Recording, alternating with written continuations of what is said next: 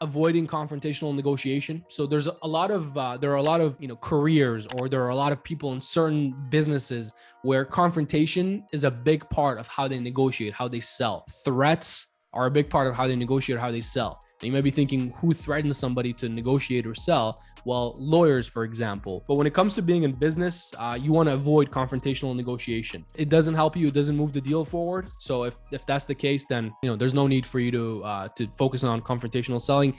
We talked about an old school ideology that a couple of you guys liked here, which was the feel, felt, found, which is a way to handle pretty much any confrontational settings. Like we said, it's similar to the 3A's rule. So anytime you're in a confrontational negotiation, you can use the feel, felt, found. So Mr. Buyer, I feel what you're feeling right now. I felt the exact same way. And what I found is XYZ, providing the solution, right?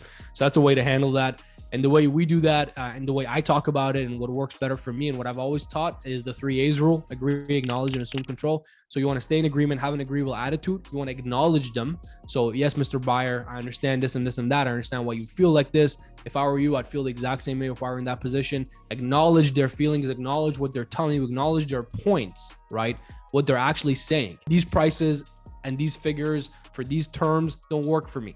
Mr. Customer, I understand why this price in that term wouldn't work for you because your budget was XYZ when you came in here. Actually acknowledging what they're saying, right? I think this is an important point that I don't often talk about, which I think I should, and you guys should all understand.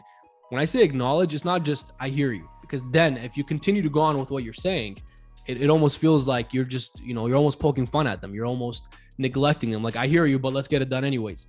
That usually doesn't work in a real life scenario, right? But I hear you, I acknowledge what you're saying, and I understand why blah, blah, blah doesn't work for you because of blah, blah, blah. Like actually repeating back to them why it is they're saying what they're saying, so they know you're at least on the same page, right?